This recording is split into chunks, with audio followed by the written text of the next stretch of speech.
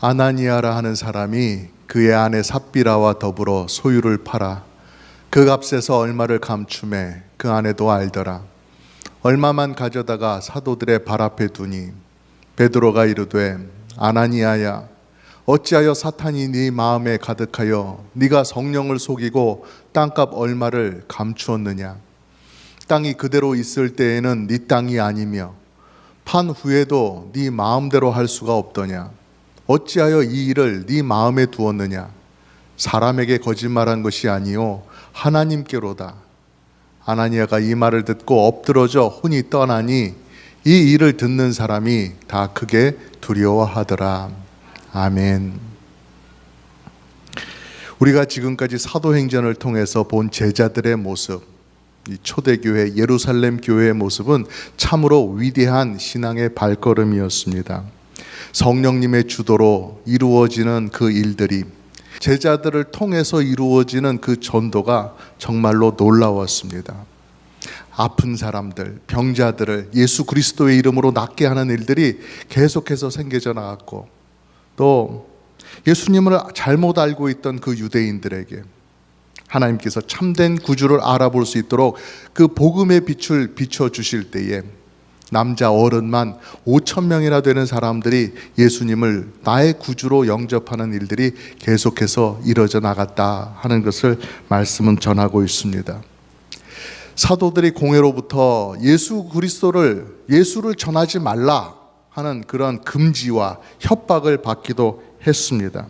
하지만 구약 성경이, 하나님의 말씀이 분명히 지시하고 있는 메시아 그리스도를 사람들에게 전하지 않을 수 없어서 제자들은 다 한 마음으로 기도했고, 계속해서 이것을 전할 수 있도록, 복음을 전할 수 있도록 해 주십시오라고 기도하면서 실제로 거리에 나가서 사람들을 붙잡고 복음을 전했다라는 것입니다.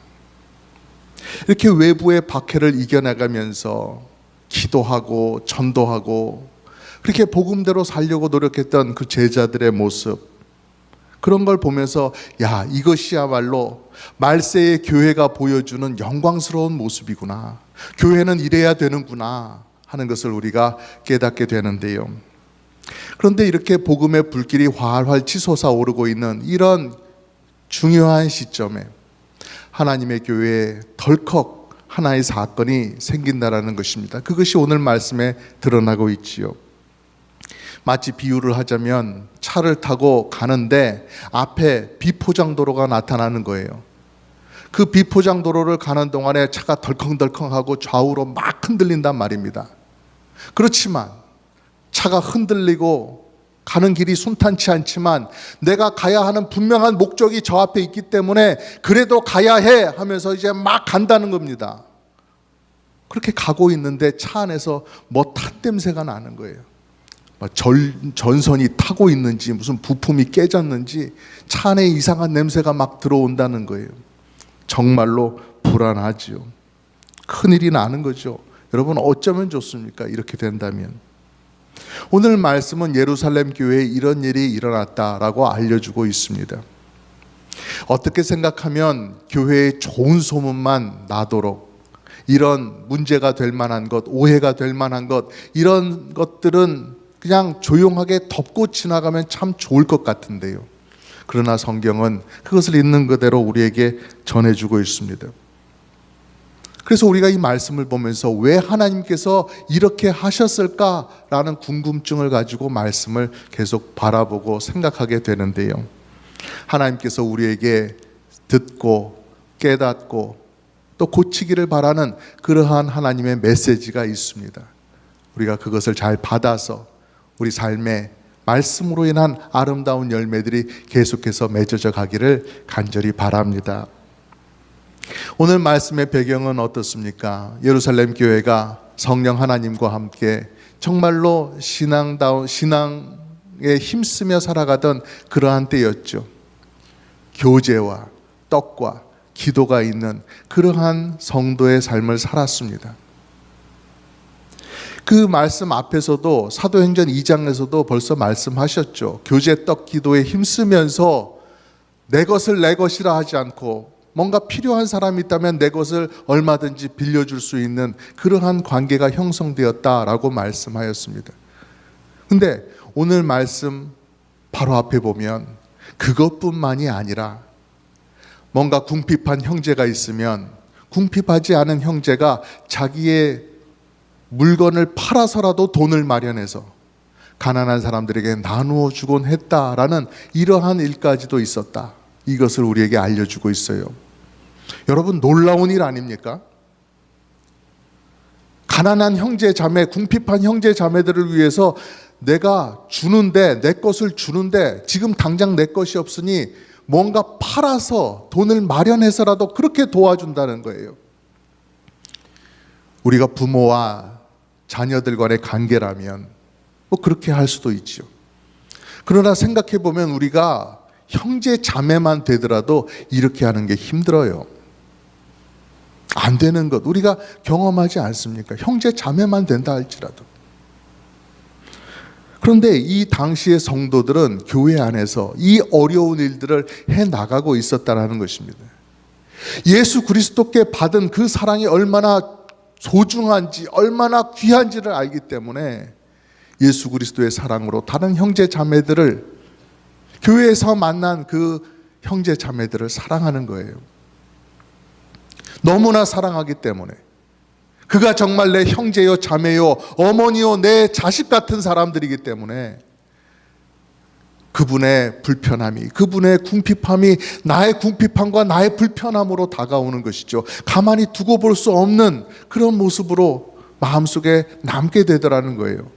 그러니 내가 지금 당장 내 땅이라도 팔아서, 내 가재 도구라도 갖다 팔아서 내가 좀 도와드려야 되겠다, 이런 생각을 하게 되었다는 것이죠. 근데 더 놀라운 것은요, 이렇게 하는 사람들이 누구라는 겁니까? 원래부터 예수님의 제자로 따라다니던 사람, 예수님의 부활과 승천을 목격했던 그 사람들, 마가의 다락방에서 함께 기도했던 그 사람들이었어요? 아니죠. 그 사람들이 나가서 전도해서 이제 예수님을 이제 간 믿고 교회로 새롭게 들어온 그런 성도들이 그런 나눔의 삶을 살았다라는 것이에요. 오늘 말씀 바로 앞에서 4장 끝부분의 말씀에서도 보니까 바나바라고 하는 분이 그렇게 자기 땅을 팔아서 다른 분을 도와주었다라고 그렇게 전하고 있습니다.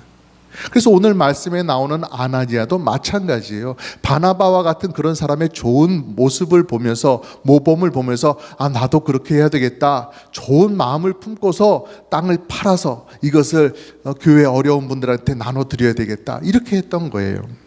근데 문제는 무엇입니까? 2절 말씀에 보니까 그 값에서 얼마를 감추매 그 아내도 알더라. 얼마만 가져다가 사도들의 발 앞에 두었다 하는 것입니다. 땅을 팔고 받은 돈, 그 땅 판 돈의 일부를 떼어서 감추었다라고 얘기를 하는데 이것이 중대한 죄라는 것입니다. 감춘 것. 감추다는 말의 이 헬라어 원래 뜻은 횡령하다라는 뜻입니다. 돈을 빼돌린다라는 것이죠. 자기 것이 아닌 돈을, 남의 돈을 몰래 훔친다, 빼돌린다, 자기 것으로 감춘다, 그런 말이죠. 아니 근데 여러분 생각해 보시면 이거 다 원래 아나니아의 것 아닙니까? 아나니아의 땅이었잖아요. 그 사람이 자기 땅 팔아서 받은 돈인데 그것을 하나로 두든 그것을 둘로 쪼개든 셋으로 쪼개든 그거 다 아나니아의 돈 아니에요? 그런데 왜 횡령이라고 얘기를 하나 말이죠. 자기 것에서 좀 이렇게 나눈 것 가지고 이것은 따로 써야 되겠다 하고 거기서 좀 빼둔 걸 가지고 왜 빼돌렸다라고 그렇게 나쁜 식으로 표현을 하냐라는 것이죠. 베드로가 이렇게 말하는 데는 분명히 사연이 있을 것입니다.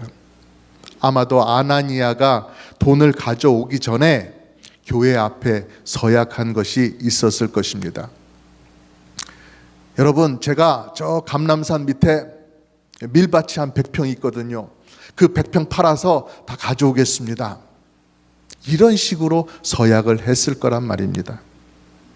그런 식으로 서약한 게 없고 교회 앞에 정해진 약속이 없었다고 한다면 아나니아가 어떻게 하든 그게 무슨 상관이에요? 그냥 혼자 마음속으로 내가 땅을 팔아야 되겠다, 그래서 그 돈을 전부 바쳐야 되겠다, 혼자 그렇게 생각하고 있었다면 막상 땅을 팔아서 돈을 받았을 때 갑자기 아들이, 아버지 저 지금 결혼해야 되겠어요. 그래서 그래? 그러면은 지금 이 돈을 다 교회 내지 말고 아들 결혼식 비용으로 좀 써야 되겠구나 라고 그렇게 나눈다고 할지라도 그게 무슨 상관입니까? 안 되는 것 아니잖아요. 자기 돈 자기 마음대로 사용하는데 누가 뭐라고 꾸짖을 수 있겠어요? 지금 베드로 사도가 돈에 너무 집착해서 왜 돈 다 가져오지 않았소? 왜 처음 말한 것과 다르요? 이러지 않는다는 것입니다. 얼마든지 사람들의 사정은 달라질 수가 있습니다.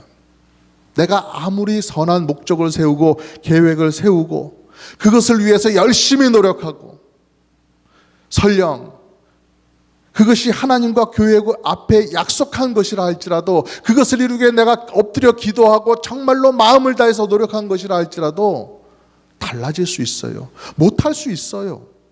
계획대로 이루지 못할 수가 있어요. 우리는 그렇게 연약한 존재이기 때문에 그렇습니다.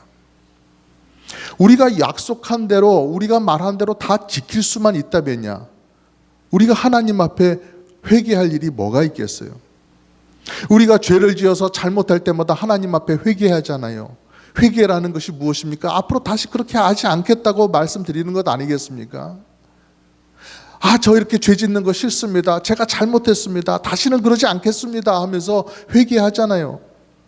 그러나 똑같은 죄를, 똑같은 쓰러짐이 없느냐 하면은 그것이 아닙니다. 또 쓰러지고 또 쓰러지고 합니다. 여기에서 아나니아의 돌이킬 수 없는 실수가 뭐냐 하면, 약속한 대로 지킬 수 없었던 것, 자기가 그 땅 판 돈 다 가지고 올 수 없었던 것을 그대로 인정하고 솔직하게 말하지 않은 것입니다. 정직하게 밝히면 문제가 되지 않는 거예요. 하지만 이것이 약속한 대로 땅 판 돈이고 다 가져왔습니다라고 말해버린 것이 그의 죄였어요. 작은 죄, 그냥 작은 실수로 지나갈 수 있는 문제가 아니었다라는 것입니다. 거짓말로 속이려고 했다는 것이 베드로가 지적하고 있는 큰 죄라고 하는 것입니다. 3절에서도 말씀합니다. 어찌하여 감추었느냐? 어찌하여 횡령했느냐? 라고 베드로 사도가 심각하게 말하고 있지요. 베드로가 이르되 아나니아야, 어찌하여 사탄이 네 마음에 가득하여 네가 성령을 속이고 땅값 얼마를 감추었느냐? 4절에도 사람에게 거짓말한 것이 아니요 하나님께로다, 하나님께 거짓말한 것이다 라고 말씀하고 있습니다. 성령 하나님을 속였다라는 것입니다. 아나니아가 땅을 팔기로 서약했을 때 그 자리가 어떤 자리인지는 모르겠습니다만은 사도들 몇 명이 있는 그 앞에서 약속을 했었을 수도 있겠지요. 아니면 성도들이 다 모여서 예배를 드렸던 그 자리에서 그렇게 공개적으로 밝혔을 수도 있겠지요. 아나니아의 눈에는 서약을 할 당시에는 그의 앞에 사람들만 있었다라는 것입니다. 사도들이 됐건 누가 됐건. 그래서 아나니아가 생각하기를 내가 그렇게 약속은 했지만 뭐가 달라지고 내가 여기에서 일부를 빼낸다고 할 때 이 사람들만 모르면 되겠지라고 쉽게 생각했을 수도 있을 것입니다. 내가 직접 말하지 않는다면 이 사람들이 어떻게 알겠어? 라는 식으로요. 하지만 아나니아가 한 서약은 하나님 앞에서, 교회 앞에서 한 서약이기 때문에 하나님께서 보셨고 하나님께서 들으셨다는 것입니다. 그러니까 하나님께 거짓말한 것이 되는 것이고, 베드로 사도는 이 문제를 중요하게 짚고 넘어가고 있는 것입니다. 옛날에 이스라엘 백성이 가나안 땅에 들어갔을 때 거기서 첫 번째로 벌였던 전투가 여리고성의 전투였지요. 아시는 것처럼 여리고성은 대단히 두껍고 잘 만들어진 견고한 성이었어요. 막 이중으로 되어 있는 그러한 성이었죠. 그런데 그 성벽이 어떻게 무너졌는지 여러분 다 아시죠? 하나님께서 무너져라 얍 하니까는 와라라 무너져 내렸습니다.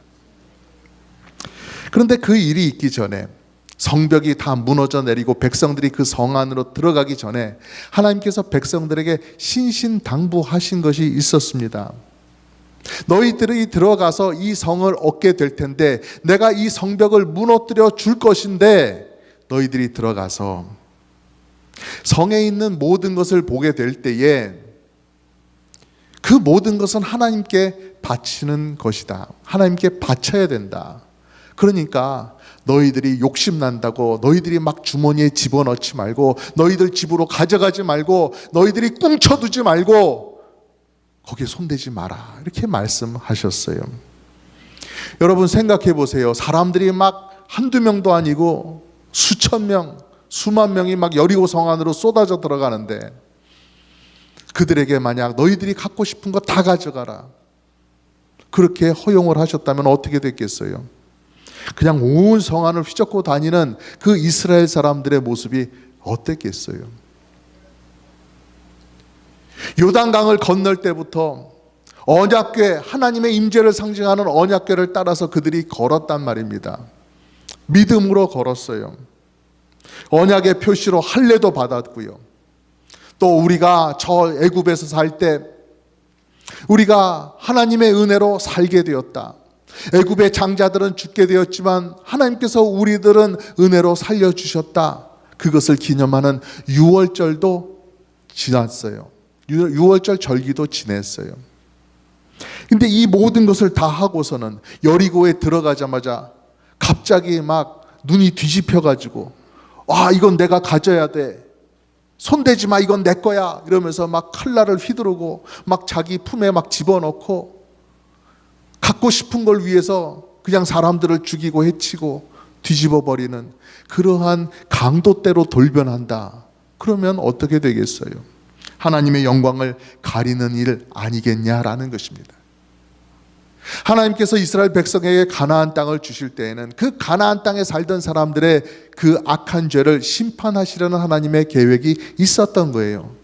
그러니까 이스라엘 백성들이 가나안 사람들과 싸울 때 이 이스라엘 백성들이 휘두르는 그 칼날은 하나님의 심판의 칼날이 되어야 됐던 것입니다. 근데 그것이 아니라 이스라엘 백성의 욕심에, 탐욕에 쩔어서 휘두르는 그런 강도대의 칼날이 된다고 한다면 안 되는 것이죠. 하나님의 영광을 가리는 것이란 말입니다. 그래서 하나님께서 특별히 백성들에게 여호수아의 입을 통해서 신신당부하신 거예요. 그러면 안 된다라고 말씀하신 거예요. 그런데 여러분, 어딜 가나 꼭 말 안 듣는 사람 한 명씩은 있어요. 그 여리고성 들어갈 때 그렇게 말씀을 하시고 당부를 하셨는데 그걸 또 듣지 않은 사람이 있어요. 누구예요 그게? 아간이죠. 아간. 이 아간이라는 사람이 여리고성 안에 들어가서 막 보니까, 어느 집안에 들어가서 보니까 아이고 막 그동안 못 봤던 것들이 있어요. 막 은덩어리들도 있고 막 금덩어리들도 막 번쩍번쩍하면서 막 눈이 확 뜨인단 말이죠. 오. 그리고 또 벽에 보니까 그동안 광야에서는 볼 수 없었던 좋은 가죽으로 된 외투가 또 있어요. 아, 나 저거 입어봐야 돼. 그래서 아무도 모르게 그냥 그걸 싹 이렇게 감춰가지고 들고 나와가지고는 자기가 살고 있는 그 텐트 속에다가 이렇게 딱 이렇게 감춰둔단 말이죠. 그래서 그 일로 어떻게 됐습니까? 그가 그 금덩어리, 은덩어리 가지고 떵떵거리며 살았어요? 좋은 외투 입고서 봐라, 좋지, 이러면서 살았어요? 그게 발각되고 하나님의 진노를 사게 되고 그 모든 이스라엘 사람들의 분노를 한 몸에 받게 되었지요. 그래서 여호수아 1장, 이 사건을 기록하고 있는 아간의 범죄를 기록하고 있는 여호수아 1장의 7장 1절의 말씀을 보면은요, 아간이 온전히 바친 물건, 하나님께 온전히 바친 물건을 자기가 가져갔음이라 이렇게 표현하고 있습니다. 이렇게 번역하기도 하고요. 아니면 아간이 온전히 바친 물건을 빼돌렸음이라 라고 기록하고도 있는 성경이 있는 거예요. 다시 말하면 오늘 아나니아가 저질렀던 범죄와 같은 그것을 아간도 저질렀다. 그것이 같은 것이다 라고 말씀하고 있는 것입니다. 여러분, 얼마나 두려운 말씀인지 모릅니다. 우리가 비행기를 타고 공항에 가면은요, 검색대를 통과해야 되잖아요. 가방을 이렇게 딱 올려놓으면 그게 엑스레이 비추는 어떤 기계 속으로 이렇게 지나갑니다. 그러면 그 안에 있는 것들이 훤히 다 드러나요. 난 좀 감추고 싶고 내가 이거 아무도 모르게 좀 가지고 가고 싶은데 그게 됩니까? 안 되지요. 엑스레이로 보는 사람들이 다 검사를 하고 있는데요, 뭐 밑에 이렇게 좀 올려두고 막 속에다가 깔고 막 둘둘 말아도 다 보이게 되어 있어요. 하물며 하나님의 눈에 보이는 우리는 어떨까요? 모든 것을 다 알고 계세요. 우리의 마음에 지나가는 생각까지도, 우리의 눈빛까지도, 우리의 입속에 맴도는 말까지도 다 알고 계신다는 거예요. 그러니 여러분, 우리는 잘 생각해야 됩니다. 처음부터 내 것이라고 할 것은 없었습니다. 우리가 다 하나님께로 받은 것뿐이에요. 그러니까 하나님의 뜻대로 살아야 되고요, 하나님께서 원하시는 대로 그 모든 것을 사용하는 청지기로서 살아야 되는 것입니다. 누구나 다 마음은 같습니다. 더 많이 가지고 싶지요. 더 많이 누리고 싶어요. 남들보다 더 위에 있고 싶어요. 그러나 그런 마음을 잘 절제하지 못하면 결국에 그것이 탐욕으로 이어지게 되어 있고요, 하나님 앞에서의 멸망으로 이어질 수밖에 없는 것입니다. 그리고 그것은 나뿐만 아니라 내 주변에 있는 사람들도 괴롭고 멸망시키게 만들죠. 여러분, 우리의 이런 약함을 사탄이 너무나 잘 알아요. 그래서 이런 것 가지고 자꾸 우리를 괴롭히고 우리를 넘어뜨리려고 한단 말이죠. 우리가 그것을 모르는 바가 아닌데 사탄이 자꾸 우리를 괴롭히도록, 우리를 유혹하도록 우리가 내어준다면, 우리의 마음문을 활짝 열고 사탄이 들어왔다가 나갔다가 하면서 이런 나쁜 생각을 던져주도록 그렇게 허용한다면 안 되는 일이겠지요. 여러분, 오늘의 말씀은 무엇입니까? 예수님의 이름이 전파되고 예루살렘에 이 거룩하고 귀한 교회가 세워져 갈 때 교회 안팎에서 일어나는 크나큰 장애물들이 있었다라고 알려주고 있습니다. 교회 밖에서는 공회와 같은 그런 조직이, 예루살렘의 종교적인 지도자들이 예수님을 전하지 못하게 막고 있다는 것이에요. 그것이 박해였어요. 그 반면에 교회 안에서는 어떻습니까? 거룩하고 진실하신 성령님께서 이끄시는 그런 성도들의 무리, 그 성도들 사이에서 일어나는 사랑과 교제가 진실돼야 될 텐데, 이 아나니아와 삽비라와 같은 사람들의 그런 위선, 거짓으로 인해서 그 교제와 사랑이 변질되고 나빠지게 될 수 있다라는 이 위기가 찾아왔다라는 것입니다. 그래서 이 위기 가운데 어떻게 되었습니까? 하나님께서 어떻게 역사하셨어요? 5절 말씀에 보니까 아나니아가 이 말을 듣고 엎드러져 혼이 떠나니 이 일을 듣는 사람이 다 크게 두려워하니라. 아멘. 아나니아는 그날이 그의 이 땅에서의 마지막 날이 되었어요. 그리고 이 소식을 듣는 그 성도들, 또 예루살렘에 있는 사람들 다 하나님을 크게 두려워하는 계기가 되었습니다. 아나니아의 사건으로 인해서 성도들이 정신을 번쩍 차리게 되고 큰 교훈을 얻게 된 것이었죠. 과연 모든 것을 아시는 하나님 앞에 우리가 거짓으로 행할 수 없구나. 하나님은 거짓을 용납하지 아니하시는구나. 우리가 구제가 됐던, 예배가 됐던, 섬김이 됐던, 교제가 됐건 무엇이 됐건 간에 하나님 앞에 살아가는 것임을 알고 바르게 하나님의 뜻대로 올바르게 해야 되는 거구나, 진실하게 해야 되는 것이구나 하는 그 교훈을 받았다는 것입니다. 나는 아나니아와 삽비라와 같지 않은가? 나도 그렇게 무심결에 하고 있지는 않은가? 그런 것들을 되돌아보면서 자신의 위선과 거짓을 떨쳐버릴 수 있는 계기가 되었다라는 것입니다. 여러분, 여기서 우리는 특별한 모습을 보게 되는데요, 하나님께서 한순간에 한 사람의 영혼을 거두어 가시는 그러한 모습을 보게 됩니다. 그런데요, 성경을 보면 단지 이 사건만 그랬던 것은 아니라는 걸 알 수가 있어요. 여러 군데 하나님께서 그 순간 특별하게 개입하시고 특별하게 역사하셔서 이렇게 확 달라지는 하나님의 뜻을 드러내시는 이러한 일들이 있다라는 것이에요. 사도행전 9장에 보면 바울 사도가 사도되기 전에 예수 믿는 사람들을 잡으려고 다메섹으로 가던 일이 있었습니다. 그러나 하나님께서 그것을 막으시기 위해서 바울의 눈을 한순간에 멀게 하셨어요. 안 보이게 하셨어요.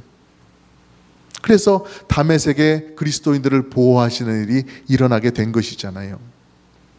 뿐만 아닙니다. 사도행전 12장의 말씀을 보면은요, 헤롯 아그리빠 왕의 죽음을 말하고 있어요. 이 헤롯 아그리빠라고 하는 사람이 연설을 하게 됐는데 그걸 들은 청중들이 오 하면서 열광을 한 것입니다. 이건 절대로 사람의 목소리가 아니다. 사람이 할 수 있는 연설이 아니다. 이건 신이 하는 소리다. 그러면서 막 대단하게 치켜 세웠습니다. 그랬더니 이 소리를 듣고 이 아그리빠가 우쭐한 겁니다. 그래? 내가 그래? 이러면서 막 어깨가 으쓱하고 막 마치 신이 된 것처럼 하나님이 된 것처럼 자기를 높였던 것이에요.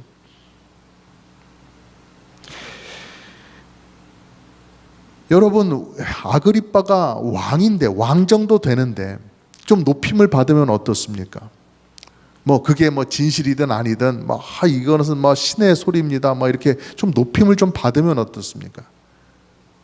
근데 그가 헤롯 아그리빠가 유대인이었다는 사실이에요. 그리고 그의 통치를 받고 있는 그 사람들 대부분도 다 유대인들이었다는 것이에요. 그러니까 하나님이 어떤 분이신 줄 알고 하나님의 영광을 가로채고 영광을 막는다는 것이 어떠한 의미라는 것을 다 아는 사람들이에요. 그럼에도 불구하고 자기를 하나님과 비기며 자기를 높이는 그러한 모습, 안 되는 걸 알면서도 그것이 범죄인 줄 알면서도 그렇게 했던 아그리빠 왕이었기 때문에 하나님께서 치신 것이죠.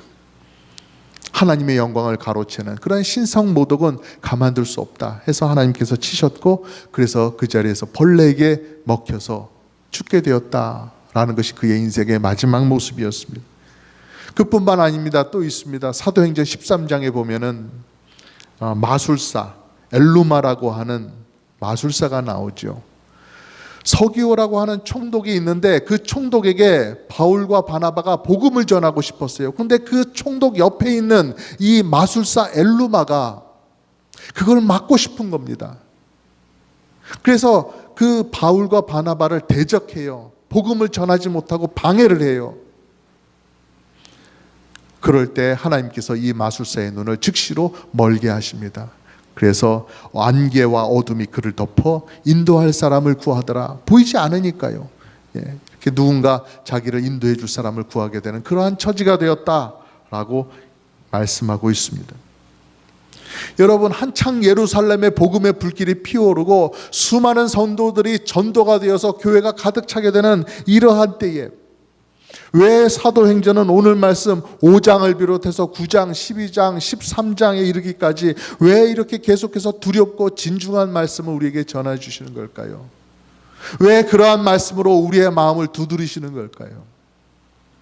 여러분, 이거는 이 아나니의 사건이라고 하는 것은 단지 돈의 액수의 문제가 아니라는 거예요. 아나니아 한 사람의 헌금 생활의 문제가 아니라는 것입니다. 하나님께서 처음으로 예루살렘에 세워가시는 그 신약 교회, 그 소중하고 그 의미 있는 교회의 출발 가운데 성도들을 거룩하게 순결하게 그렇게 지키시며 세워가시는 그 성령 하나님께서 그런 일로 우리 교회를 더럽힐 수는 없다. 순결한 우리 성도들을 오염되게 할 수는 없다. 막으시는 것입니다. 나의 교회는 깨끗해져야 된다 라는 것을 보여주시는 성령님의 의지였다라는 사실입니다. 교회 밖의 공격으로부터도 지키시고 또 교회 안의 타락으로부터도 다른 성도들과 교회를 지키시는 하나님이십니다. 예수 그리스도와 거룩하게 연합된 우리 성도들, 정말로 예수 그리스도인으로서 살도록, 예수 그리스도의 사람으로 살도록 붙잡아 주시는 우리 성령님의 도움이시라는 것입니다. 여러분, 세월이 변하고 시대가 달라져도 장소가 달라져도 성령님은 교회와 함께 하십니다. 교회를 지키십니다. 교회의 머리는 예수님이시죠. 우리는 예수님의 몸입니다. 그리고 우리는 하나님의 말씀을 따라서 하나님의 이 구원의 성곽 안에서 사는 성도들이에요. 하나님의 말씀을 따라 살지요. 그렇기 때문에 우리는 연약하지만 말씀 따라 살아보려고 몸부림을 칠 때, 그럴 때 성령님께서 도와주시며 말씀으로 열어가시는 그 길을 갈 수 있도록 해주시는 것입니다. 우리 하나님께서 보여주시는 그 뜻을 우리가 더 알 수 있도록 그렇게 해주시는 거예요. 하나님께서 부어주시는 축복을 우리가 온전히 누릴 수 있도록 하나님께서 이끌어 주시는 것입니다. 여러분, 하나님을 온전히 경외하시길 바랍니다. 성도들을 진심으로 사랑하시기를 바랍니다. 교회를 튼튼히 세우시고 여러분의 삶을 복되게 만들어 주시려고 하는 이 성령 하나님의 은혜를 여러분이 다 받고 누리시기를 예수님의 이름으로 축복합니다.